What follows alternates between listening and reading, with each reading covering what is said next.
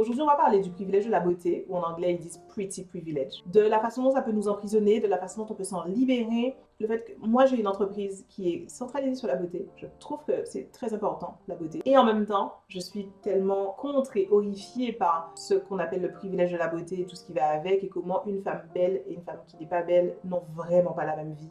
Mais avant, je me présente, je m'appelle Maëlle Cabarrus. Je me suis passionnée de cheveux crépus à partir de 2008-2009, quand je suis arrivée en métropole. J'ai décidé d'arrêter de me défriser les cheveux. En tout cas, j'avais peur de perdre mes cheveux en continuant de les défriser. Et en faisant des recherches, j'ai découvert qu'il existait le concept de porter ses cheveux crépus naturels et qu'en fait, il y avait des façons de s'en occuper et qu'ils n'étaient pas moches et incoiffables comme j'ai toujours pensé. J'ai écumé tout ce qui existait dans le monde anglophone comme information puisqu'ils sont en avance. Puis j'ai commencé à expérimenter moi-même et à vraiment chercher, creuser, fouiller sur comment on sublime ses cheveux, ces fameux cheveux crépus. J'ai créé mon entreprise en 2016, faire des ateliers, des programmes en ligne, du coaching, etc. Aujourd'hui, mon activité se décline autour de 3 éléments phares. La méthode à la folie, qui est la méthode d'entretien des cheveux crépus que j'ai créée. Et à partir de cette méthode d'entretien, il y a le programme Crépulon, à travers lequel j'enseigne à des femmes comme vous et moi, à du coup appliquer cette méthode sur leurs cheveux et les sublimer, avoir des cheveux crépus qui sont plus volumineux, plus beaux, plus longs, magnifiques. Et la formation école du cheveu texturé, où j'apprends à des professionnels de la beauté à maîtriser, à avoir cette expertise du cheveu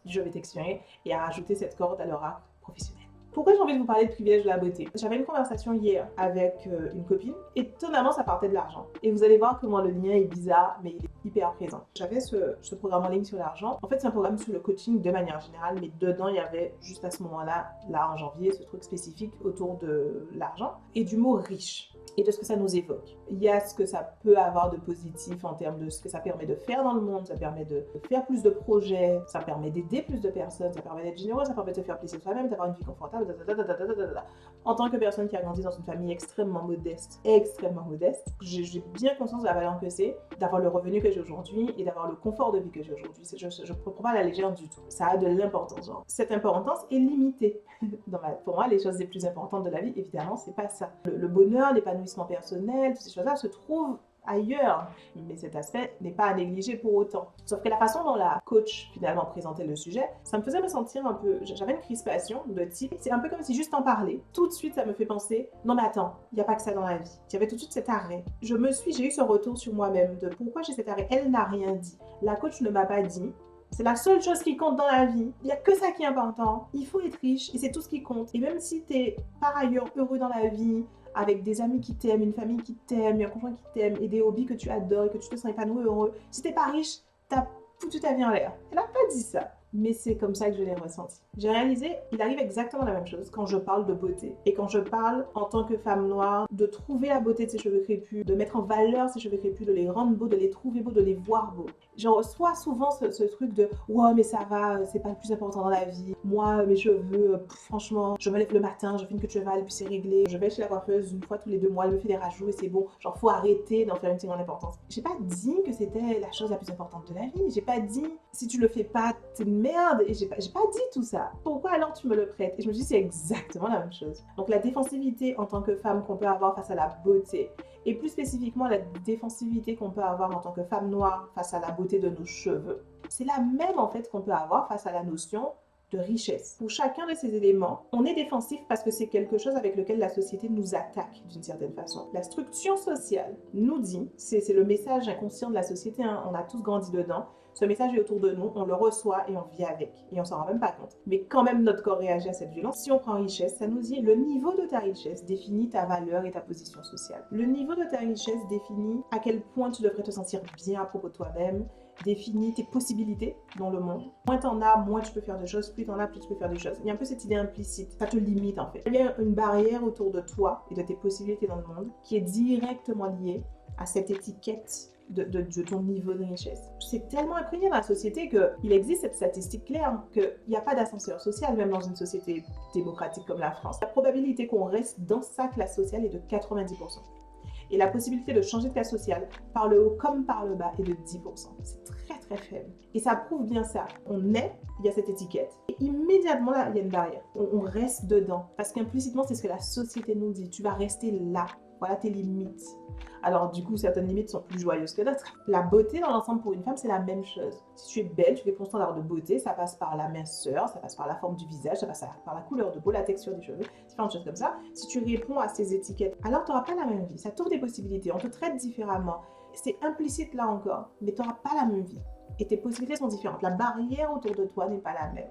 J'ai cette image d'Épinal, on a grandi avec ça dans les films, dans les teen movies ou les films avec des jeunes qui s'éclatent, elles sont au bikini, elles sont sur un bateau, elles font la fête, etc. Je sais pas si vous avez remarqué, mais elles sont toutes conventionnellement belles, toutes. Les filles dans les clips de R&B, de hip-hop ou de quoi que ce soit, tout ce qui est pop musique, les filles que tu vas voir dans ces clips-là, le clip est tourné pour montrer qu'elles s'amusent, elles passent un bon moment et c'est super. Le beau gars qui est super et qui est riche et qui est bien foutu et tout ça, la drague elle, et elle est contente et nana. Ces images d'une femme qui est épanouie, qui s'éclate et qui a tout, on nous les présente, c'est des femmes conventionnellement belles tout le temps. Ça dit quelque chose. Ça dit il faut être belle si tu veux obtenir ça, sinon tu ne l'auras pas. Point. Comment dire, je suis en train de dire que ces fictions ne sont que le reflet d'un truc sociétal plus profond, plus large. Et nous, on grandit et on reçoit tous ces messages en tant qu'enfant et on les intègre en fait. Et pour nos cheveux crépus, c'est pareil. T'as ce côté, tes cheveux sont problématiques. Non, il n'y a même pas du coup une jauge. Si on considère que plus on avance vers le bouclé, plus ou moins crépus, c'est cette jauge, ça te dit, tu nais avec ça. Voilà ce que tu as eu, voilà qui tu es, entre guillemets, par rapport à ta texture de cheveux.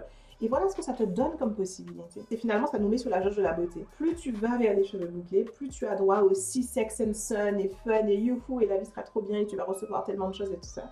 Et plus tu vas vers les cheveux crépus, plus tu es fermé, plus tu descends sur l'échelle de la beauté. Encore une fois, je dis que c'est le message implicite de la société. Évidemment, c'est parce que je crois. Plus on te dit implicitement, tu mérites moins. Et donc, ces messages-là, on les connaît, on les reçoit. Ils sont d'une extrême violence. Et donc, on apprend à réagir contre cette violence. C'est instinctif. Si on essaye de te limiter par l'argent, finalement, ta réponse de rébellion, c'est de dire, de toute façon, je m'en fous, j'en ai pas besoin. Hein. Moi, ça va. Hein. Moi, c'est bon. Hein. Pareil pour la beauté. On te dit, tu as besoin de beauté pour mériter des choses. Et le réflexe, si on n'est pas né avec la beauté, parce que, observe autour de vous, vous remarquerez que les femmes qui ont grandi avec cette étiquette belle n'ont pas du tout le même rapport avec la beauté que les femmes qui ont grandi sans cette étiquette, du coup. Donc, quand on a grandi sans cette étiquette, on a pareil cette défensivité. De toute façon, ce qui compte, c'est l'intelligence, ce qui compte, c'est l'intérieur. Oh, ça va, machin. Et on va se rebeller contre tout ce qui est beauté, de la même façon qu'on a mis toutes sortes d'étiquettes négatives sur cette notion de riche. Connard, méchant, avare, etc. Beauté superficielle, fille pas intelligente, perte de temps, ça sert à rien. Et en même temps, on va y adhérer pleinement. La plupart, la grande majorité des femmes, alors même qu'elles vont avoir cette rébellion de dire fou, quand même c'est un peu superficiel, elles sont quand même intéressées. Il y a quand même un budget beauté. Je parle budget argent et budget temps. Il y a quand même une préoccupation beauté. Et ce que j'appelle beauté, c'est prendre soin de ses cheveux, prendre soin de son visage, je sais pas moi, se limer les ongles, se préoccuper de son poids, vouloir maigrir pour pouvoir être belle, etc. Il y aura quand même un investissement là-dedans. De la même façon, la majorité des gens sont quand même toujours en train de courir après l'argent. Toujours finalement au moins un peu intéressés par toute possibilité de gagner plus d'argent. On a cette schizophrénie, ce truc un peu bizarre, que je dis depuis longtemps par rapport à la beauté, au privilège de la beauté, et c'est finalement tout l'objet de mon entreprise. Il faut s'émanciper de ce message de la société. Cette barrière que l'étiquette belle, l'étiquette beaux cheveux ou l'étiquette riche ou pauvre, cette barrière que ça met autour de nous, elle est illusoire. Elle devient réelle quand on y adhère. Mais on peut s'en émanciper. Pendant longtemps, la tagline sous à la folie, je mettais reprendre le pouvoir sur la beauté. Je ne sais pas si vous avez déjà fait le test d'aller, je sais pas moi, à la banque argumenter pour obtenir un prêt. Apprêté comme je suis apprêtée là versus en jogging et t-shirt, et ça fait une immense différence. Ou même habillé exactement pareil, mais sans le maquillage et avec une coiffure beaucoup moins finie, j'ai envie de dire, ça fait une différence. Le monde ne réagit pas pareil en fait. On peut en discuter ou se disputer à ce sujet dans les commentaires, mais j'en suis certaine. Mais à la fois, on n'est pas emprisonné dans l'étiquette qu'on nous a donnée dans notre enfance, dans notre adolescence, etc. À tout instant, ça peut se reconquérir. Parce que la société est schizophrène et on peut le prendre à notre avantage. À la fois, on nous dit la beauté, c'est exactement cette liste de choses, ok? Et c'est ferme et c'est fini. Il faut être mince, il faut avoir tel type de cheveux, tel type de peau, tel type de lèvres. On acceptera 2 ou 3 variantes de lèvres, mais c'est tout. Tous les magazines nous le disent et tout le truc nous le dit. Si t'as pas ça, t'es pas belle. Alors vite, achète ce que t'as besoin de faire pour revenir vers ça. En vérité, si tu t'en émancipes, et si tu vas chercher ta beauté intérieure, et quand je dis ta beauté intérieure, c'est-à-dire prendre soin de toi, trouver la version de ton corps dans laquelle tu es la plus à l'aise, Tu vas trouver la version de tes cheveux, de comment t'en prends soin, que tu décoiffes, avec laquelle tu es la plus à l'aise. Tu vas être belle et la société va te considérer comme belle. Tu vas recevoir de la société tout ce qui va avec le privilège de la beauté, alors même que peut-être tu ne coches aucune des cases. Quand tu le sais, tu te rends compte que ça vaut le coup de poursuivre cet objectif de beauté. Juste pas comme la société te dit de le poursuivre. Pas en faisant forcément un régime parce qu'il faut faire taille 36-38. Pas en étant une femme là en disant il faut absolument me lisser les cheveux, ou il faut porter un tissage lisse ou une perruque lisse. Ou en ce moment, à la limite, les rajouts mais grosses et bien à la tête ou du long et très long sont à la mode, donc à la limite ça passe. Non, t'es pas obligé en fait. Tu peux faire exactement ce qui te convient toi et ce qui te correspond toi. T'as cette barrière que tu avais l'impression qu'elle était ferme et fixe, elle va pouf s'envoler. Tu peux aller vivre toute ta vie comme une belle femme sans jamais t'être emprisonnée dans la définition sociétale de la belle femme. Et c'est également vrai pour l'argent. On te dit pour gagner de l'argent, il faut... C'est ces illusions de la société là. Et soi-disant, il y a une liste. Il faut travailler dur, il faut ceci, il faut cela, tout ça, c'est une histoire, c'est faux. Le moment où tu te réappropries toi, quelle est ta richesse intérieure, et que tu sors ça de toi et que tu le peaufines sans avoir coché aucune des cases officielles, tu vas être riche et tu seras libre en même temps. Tu ne seras pas emprisonné dedans. Tu n'auras pas cette idée saugrenue que ton estime de toi est liée à ça. Tu ne vas pas croire que si tu n'as plus cette richesse, tu vaux plus rien. Genre, si tu perds ton argent, c'est truc absurde d'hommes qui font faillite. Des gens qui passent de, je sais pas moi, de 5 milliards à 1 milliard et qui se suicident. C'est absurde. Et c'est pareil avec la beauté. Tu peux la voir sans que ça te définisse, sans que ça t'emprisonne, sans avoir l'impression que tu t'es trahi, que tu t'es rabaissé pour l'obtenir. Non, c'est quelque chose qui t'appartient toi. C'est pas aller cocher les cases de la société. T'as supplié personne pour qu'on te le donne, ça t'appartient.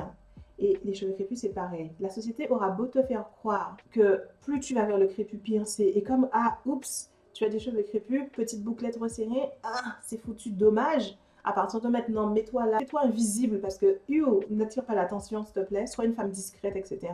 Et c'est pareil avec la couleur de peau d'ailleurs. Hein. Si t'es dark skin, cheveux très crépus et grosse, la société veut pas que tu parles. Si t'es trop joyeuse, exubérante et heureuse, tout le monde va lever les yeux au ciel. Et tu t'en bats les couilles, c'est illusoire en fait. Tu prends tout ce qui est toi, tu l'appropries et tu le fais fleurir et tu le présentes au monde. Tu as beau présenter tout ce que la société dit qui n'est pas bien, d'un coup tout le monde va sourire. Parce que tu as pris ta vraie richesse, tu te l'as approprié, tout ce qui fait que tu es extraordinaire comme personne. C'est ça que tu as mis en avant. Tu peux accueillir et recevoir tout ce que le monde a à t'offrir.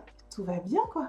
Voilà, c'est tout ce que j'ai à dire sur ce sujet. J'ai trouvé que c'était important d'avoir ça en tête. Je ne sais pas si je me suis bien exprimée. Je ne sais pas si j'ai réussi à bien faire passer mon message, mais je suppose que je le saurai très vite avec les commentaires que vous allez faire.